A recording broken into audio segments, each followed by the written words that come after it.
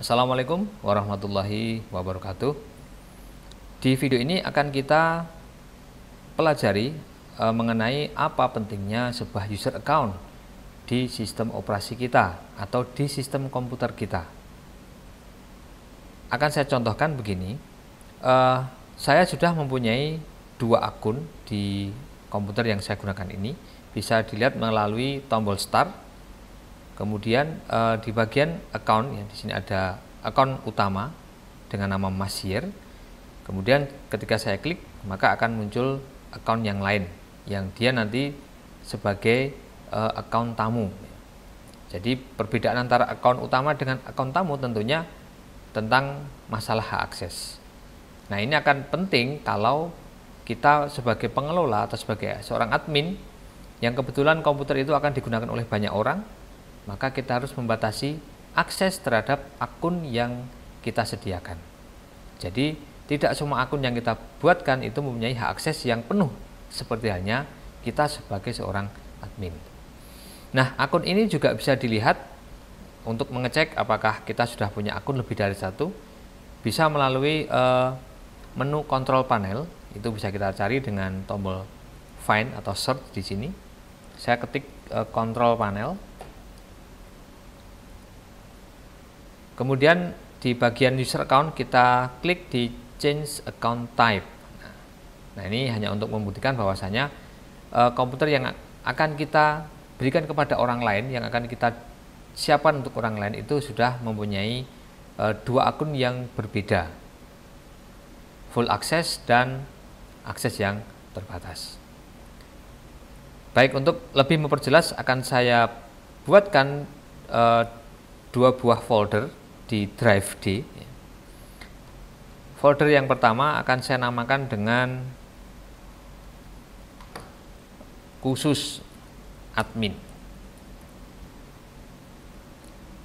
Misalnya di dalam folder khusus admin akan saya berikan satu teks dokumen di sini. Saya isikan dengan halo, saya admin. Saya close dan saya save. Kemudian saya akan membuat folder yang kedua, namanya boleh diakses. Namun di sini nanti akan ada dua perbedaan cara aksesnya, ya. Di sini pun juga akan saya berikan satu dokumen teks. Silahkan isi nama.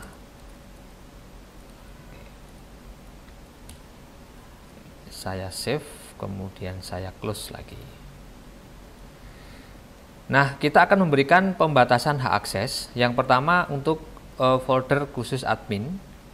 Ini saya pilih, kemudian saya klik kanan, lalu properties. Nah, di bagian security kita akan mencari username tamu. Berhubung di sini belum ada, maka akan saya edit dulu di sini, ya. Saya klik edit, kemudian saya add. Saya akan menambahkan user yang baru tadi, namanya tamu. Saya ketik tamu di sini. Kemudian saya cek name-nya. Nah, namanya ini. Kemudian saya OK, sehingga akan muncul user, ya, yang telah kita tambahkan tadi, namanya adalah tamu. Nah, setelah itu kita pilih saja user tamu ini. Kemudian di bagian permission for tamu, jadi pembatasan akses untuk tamu.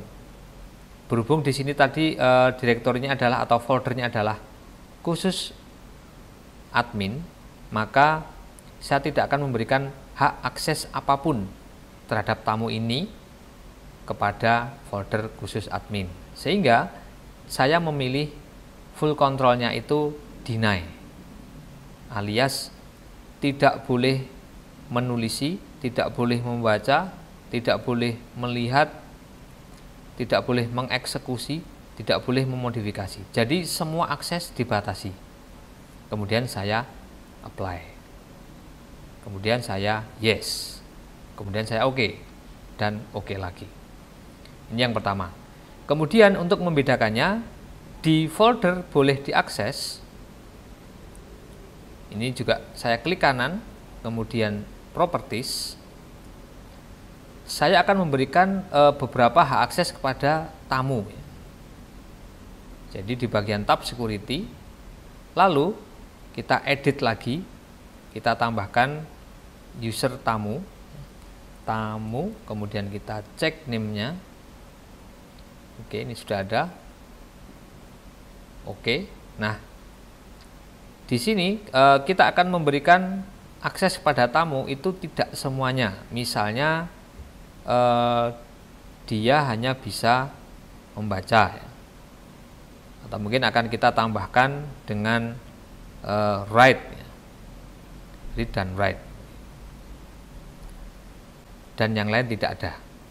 Jadi hanya dua akses ini yang kita perbolehkan.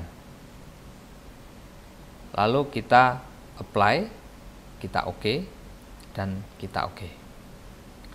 Nah, selanjutnya setelah ini saya akan berpindah ke user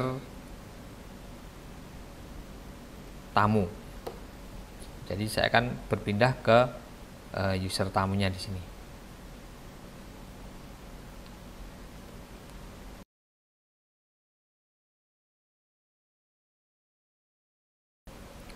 Dan saat ini saya sudah berada di tampilan user account tamu, dan ketika kita pindah dari user account admin, yaitu tadi namanya Masyer, menuju ke account tamu, itu kita tidak perlu melakukannya dengan restart komputer, melainkan dengan klik saja ya tadi di tampilan start, kemudian ada pilihan account yang lain.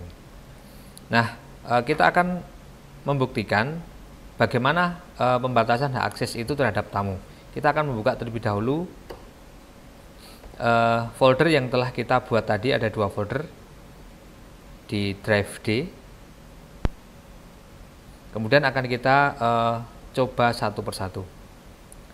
Nah, di sini akan saya coba terlebih dahulu yang pertama folder khusus admin, di mana tadi tamu itu tidak diizinkan mengakses apapun yang ada di dalamnya, melihat pun tidak bisa, apalagi untuk memodifikasi. Ini akan saya double klik saja. Nah, ketika saya double klik, maka akan muncul peringatan bahwasanya administrator itu tidak memberikan izin akses kepada tamu, sehingga akan ada peringatan seperti ini. Walaupun nanti di bawahnya ada tulisan to continue, untuk to permanently get access to this folder. Tapi akan kita coba, akan kita klik continue untuk bisa mengaksesnya. Nah, setelah kita klik continue, maka kita akan dianjurkan, diwajibkan untuk memasukkan password, ya, password dari administrator. Mungkin barangkali tidak terekam di layar, tetapi nanti akan saya berikan gambarnya. Jadi ada saya foto tadi, ada tampilan bahwasanya kita harus memasukkan password dari user Masyer. Baik, berhubung saya tahu passwordnya, akan saya masukkan dulu.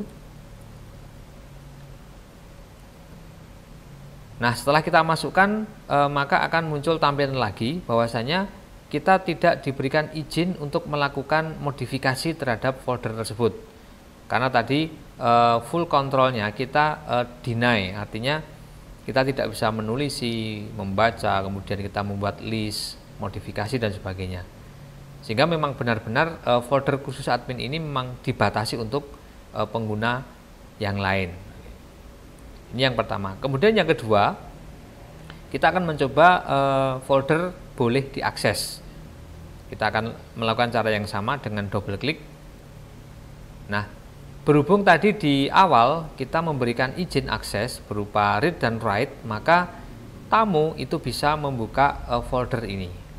Dan akan kita coba melihat isinya dari new text dokumennya. Nah, di sini kita bisa melihat dan bahkan kita bisa menulis di sini. Misalnya kita ketik nama yang lain atau kita hapus ya. Jadi ini kita hapus, apakah bisa? Saya delete, kemudian saya save.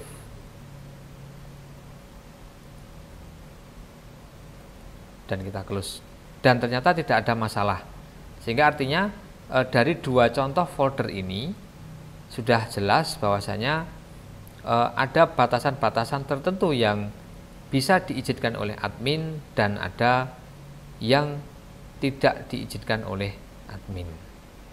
Nah, untuk lebih memahami silahkan nanti mencoba di komputernya masing-masing, silahkan dibuat akun lebih dari satu, minimal 2. Kemudian admin yang user account yang merupakan admin silahkan memberikan batasan akses kepada user account yang lain. Dalam hal ini mungkin tamu atau dengan bahasa Anda masing-masing, silahkan. Dan lakukan percobaan sehingga benar-benar paham tentang pembatasan akses pada sistem operasi Windows. Demikian yang bisa kita sampaikan, semoga menjadikan paham dan menjadikan manfaat. Sampai bertemu di pembelajaran selanjutnya. Assalamualaikum warahmatullahi wabarakatuh.